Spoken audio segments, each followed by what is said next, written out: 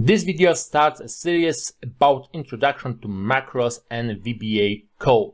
So, what is a macro?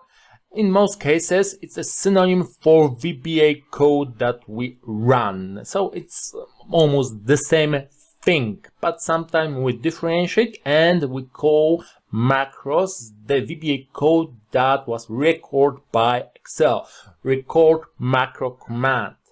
And to use this command, we should turn on developer tab. So we have to right click our ribbon, then customize the ribbon, and on the right side we have to find developer tab. Check it, press OK, and now we can see on the developer tab record macro command, the button for record macro. And this button allows us to record action the things we are doing on the worksheet.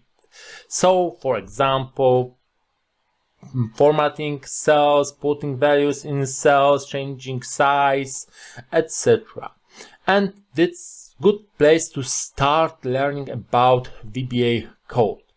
And macros are good for two main reasons. First of all, they are good for automating tasks, repetitive tasks. So if we have to create format report on a daily basis, we could just record all action we are taking in worksheet, and with some modification probably we could use this again just by running macro. We will have format report with one click.